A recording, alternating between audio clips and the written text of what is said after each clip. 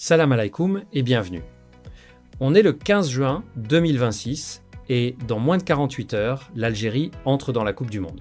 Aujourd'hui, on va décortiquer 4 sujets qui résument parfaitement l'Algérie de ce moment historique.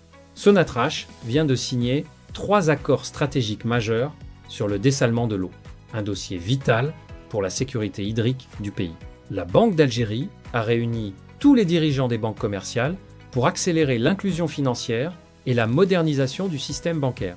À Tizi Ouzou, le deuxième tronçon du téléphérique, reliant le chef-lieu à l'hôpital Sidi Bellois, vient d'être inauguré. Et Zinedine Zidane a tranché. Il sera à Kansas City pour soutenir l'Algérie contre l'Argentine et il snobe le match d'ouverture de la France. 4 sujets, un format long, on prend le temps de tout comprendre. C'est parti. Parti un Sonatrach et l'eau, 3 accords stratégiques pour la sécurité hydrique de l'Algérie. Commençons par un sujet qui peut être le plus fondamental pour l'avenir à long terme de l'Algérie. Il concerne l'eau. Le 15 juin 2026, Sonatrach a signé 3 accords stratégiques dans le domaine du dessalement de l'eau. Ces accords ont été signés en présence du PDG de Sonatrach, Noureddine Daoudi, ainsi que du directeur général de la Société algérienne de dessalement de l'eau, du directeur général de la recherche scientifique et du développement technologique, du directeur général de l'Observatoire national de l'environnement et du développement durable, et du recteur de l'université Kasdi Merba de Ouargla. Cette liste de participants n'est pas anodine. Elle dit quelque chose d'essentiel sur la nature de ces accords. Ce ne sont pas des contrats commerciaux ordinaires. Ce sont des partenariats qui lient l'industrie, la science, l'environnement et l'université autour d'un même objectif stratégique, la sécurité hydrique de l'Algérie. La première convention a été signée avec l'Observatoire national de l'environnement et du développement durable. Elle vise à renforcer la surveillance environnementale des activités de dessalement pour s'assurer que le développement massif de cette industrie ne crée pas de dommages sur les écosystèmes marins et côtiers. Le rejet des saumures, les eaux concentrées en sel issues du processus de dessalement, est un enjeu environnemental réel. Cette convention engage Sonatrach à travailler avec les experts de l'environnement pour minimiser cet impact. La deuxième convention lie Sonatrach et la Direction générale de la recherche scientifique et du développement technologique. Son objectif, développer des technologies de dessalement plus efficaces, moins énergivores et adaptées aux spécificités des côtes algériennes. Aujourd'hui, les stations de dessalement algériennes utilisent majoritairement des technologies étrangères, notamment chinoises et espagnoles. À terme, l'Algérie veut maîtriser ces technologies elle-même. La troisième convention, peut être la plus prometteuse sur le long terme. Un partenariat avec l'université Kasdi Merba de Ouargla. Cette université, implantée au cœur de la région saharienne, est un pôle académique et scientifique spécialisé dans les problématiques du désert. Ce partenariat entre Sonatrach et cette université ouvre la voie à la formation des ingénieurs et des techniciens algériens spécialisés dans le dessalement, à la recherche appliquée et à l'innovation industrielle locale. Ces accords s'inscrivent dans le cadre de la stratégie nationale de sécurité hydrique de l'Algérie. Mohamed Arkab, le ministre d'État aux hydrocarbures, a rappelé que le secteur de l'énergie a joué un rôle central dans la concrétisation de la vision nationale, notamment à travers Sonatrach et ses filiales, en particulier la Société algérienne de dessalement de l'eau. Et les chiffres confirment l'ampleur de cette stratégie. L'Algérie dispose actuellement d'une capacité de production d'eau dessalée avoisinant 3,425 millions de mètres cubes par jour. Ce volume permet de couvrir environ 42% des besoins des citoyens en eau potable.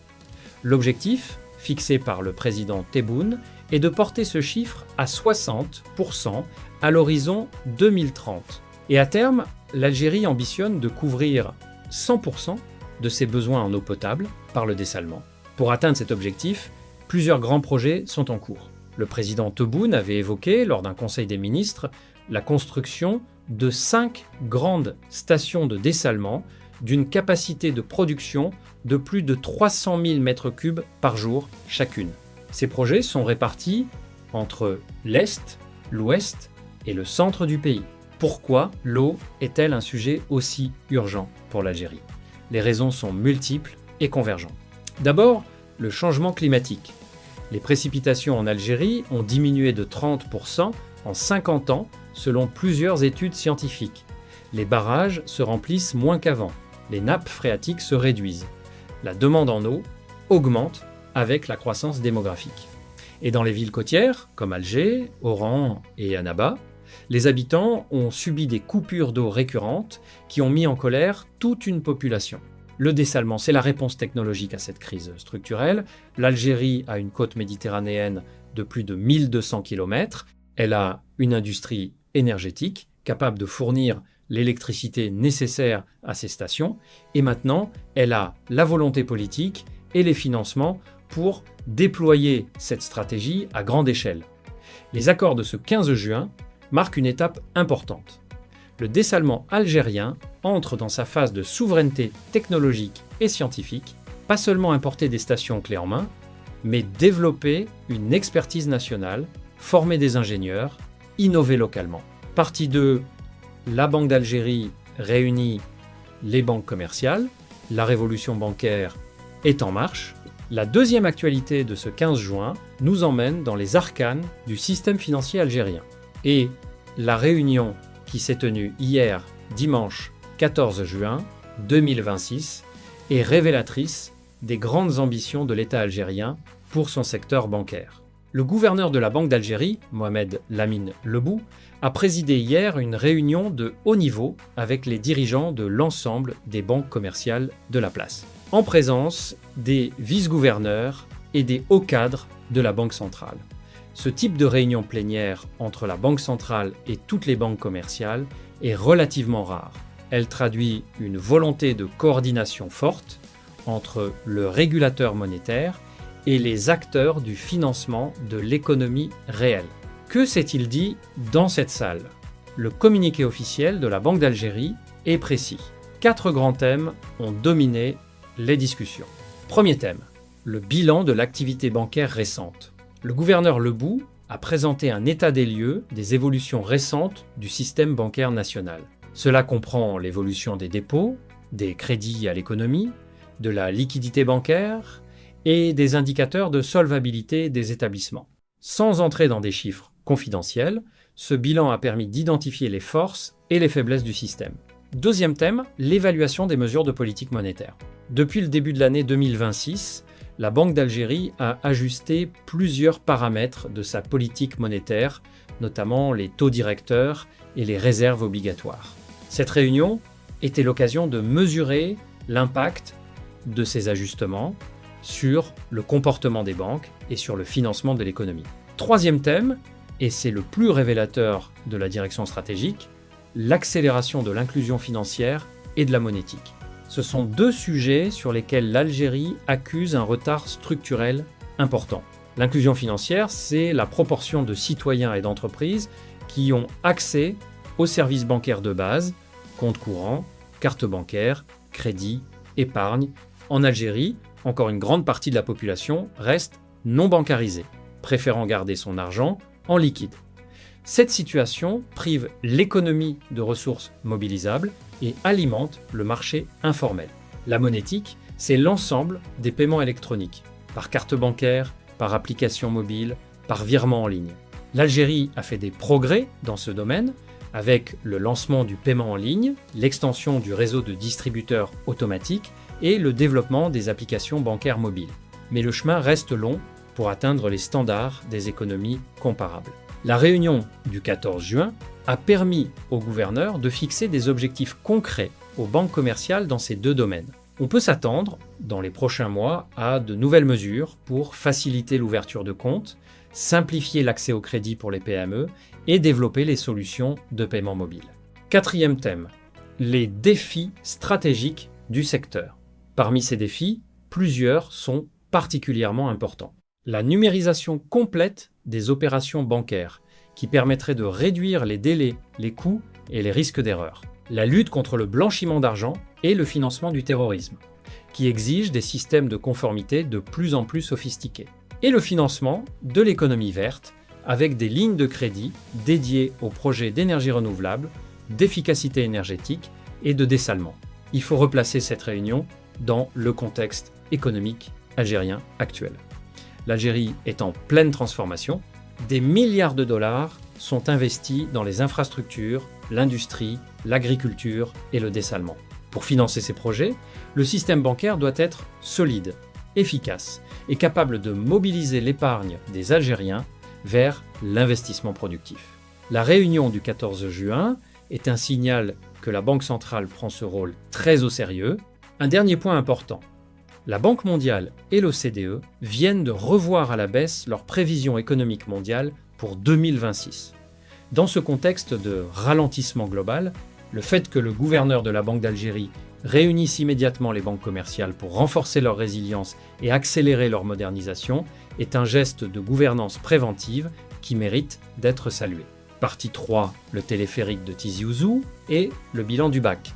2 victoires pour l'Algérie profonde. La troisième actualité de ce 15 juin nous ramène à l'intérieur du pays, dans 2 histoires qui touchent directement la vie quotidienne des Algériens. L'une est un symbole de modernisation des transports. L'autre est un bilan scolaire qui dit beaucoup sur l'avenir de la jeunesse algérienne. Commençons par le téléphérique de Tizi Ouzou. Ce dimanche 14 juin, le ministre de l'Intérieur, des collectivités locales et des transports, Saïd Sayoud, a présidé depuis Tizi Ouzou la cérémonie d'ouverture du 2e tronçon du téléphérique de la ville, qui relie désormais le chef-lieu de la wilaya à l'hôpital Sidi Belloua. Ce tronçon, attendu depuis longtemps par les habitants de la ville, représente une évolution importante dans la mobilité urbaine de Tizi Ouzou.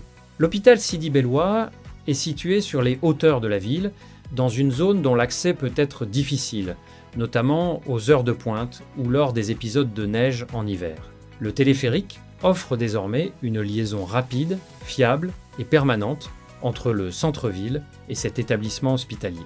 Pour les patients, c'est un gain de temps considérable et une réduction du stress associé au trajet pour les consultations médicales. Pour le personnel soignant, c'est une facilitation de la vie quotidienne. Et pour la ville de Tizi Ouzou en général, c'est une infrastructure de transport moderne qui améliore l'attractivité et la qualité de vie. Ce téléphérique s'inscrit dans une série d'investissements dans le transport urbain et périurbain que l'Algérie est en train de réaliser. Alger avec son métro, son tramway et ses extensions. Oran avec son tramway. Constantine, Sétif. Ces investissements changent progressivement le visage de l'urbanisme algérien et réduisent la dépendance à la voiture individuelle dans des villes de plus en plus denses. Maintenant, parlons du bac 2026. Les épreuves se sont terminées hier, vendredi 12 juin. Le lendemain du dernier jour d'épreuve, le ministre de l'Éducation nationale, Mohamed Seguir Sadawi, a tenu une conférence de presse pour faire le bilan opérationnel de cette session. Premier bilan, l'absence quasi totale de fraude. Le nouveau dispositif adopté cette année, avec le brouillage ciblé des signaux mobiles dans les centres d'examen plutôt qu'une coupure nationale d'Internet, s'est avéré très efficace. Les tentatives de diffusion des sujets sur les réseaux sociaux ont été quasiment toutes déjouées. Sur les 2973 centres d'examen, les incidents signalés ont été extrêmement rares et de faible gravité. Deuxième bilan, l'absence de problèmes logistiques majeurs. Malgré le volume considérable, 876-200 candidats, les épreuves se sont déroulées dans des conditions globalement satisfaisantes. Les sujets ont été distribués dans les délais, les surveillants ont assuré leur mission, le matériel de correction est en cours d'acheminement vers les centres de correction. Troisième point, et Sadawi y a insisté, le ministre a déploré certaines scènes inadmissibles filmées à la sortie de certains centres d'examen où des parents s'en sont pris verbalement à des enseignants. Il a appelé au respect du corps enseignant, pilier fondamental de l'éducation nationale.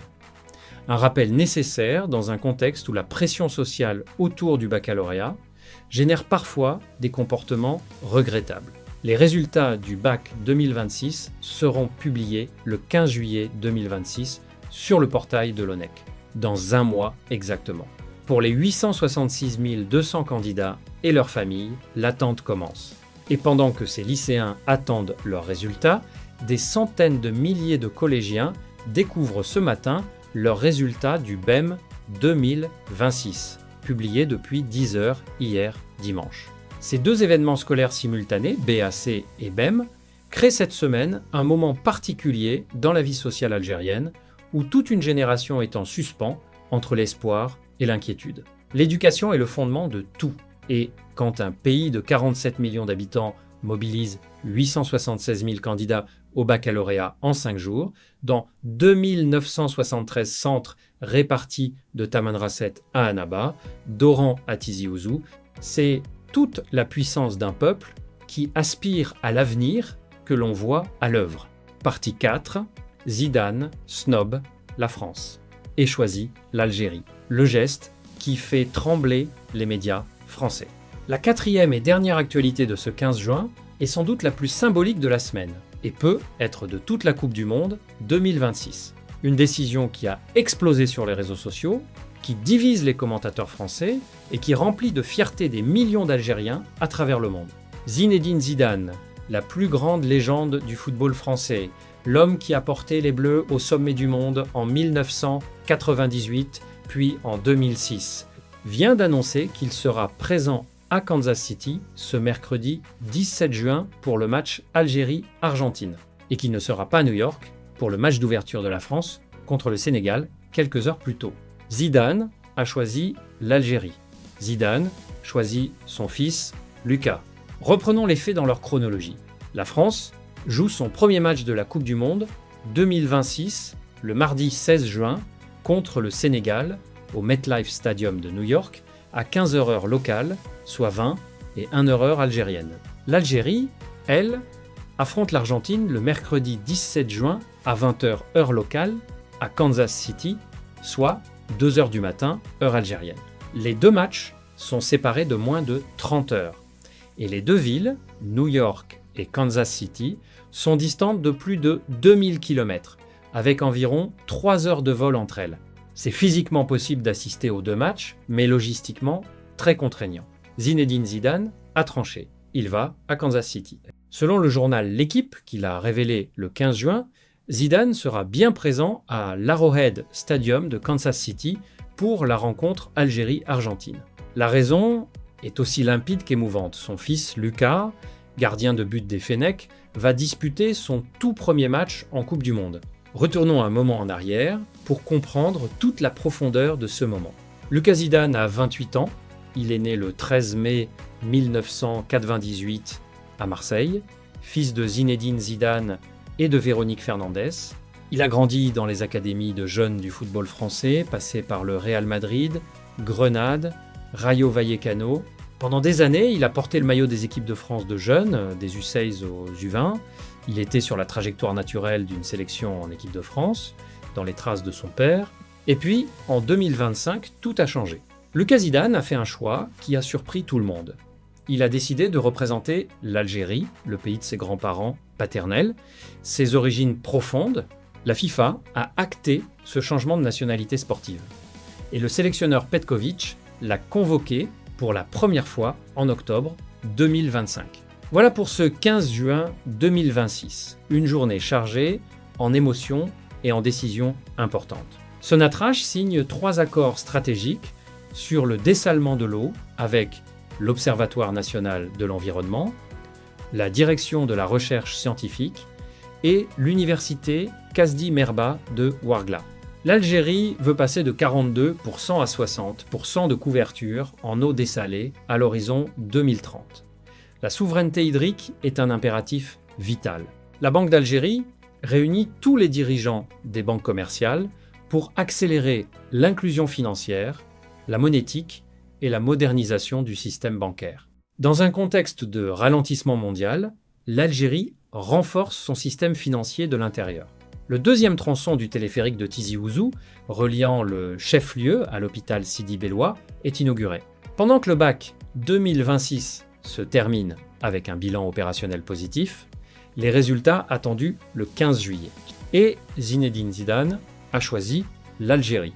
Il sera à Kansas City ce mercredi soir pour le match Algérie-Argentine, aux côtés de ses fils Enzo, Théo et Elias, pour soutenir Lucas dans son premier match de Coupe du Monde. Il renonce au match d'ouverture de la France contre le Sénégal. Un choix familial, un choix du cœur qui a fait vibrer tout un peuple algérien. Dans moins de 36 heures, les Fennecs entrent en jeu au Mondial, avec Lucas Zidane dans les buts, avec son père dans les tribunes, et avec tout un peuple algérien derrière eux. Likez si cette vidéo vous a apporté quelque chose, abonnez-vous pour ne rien rater, on se retrouve très bientôt.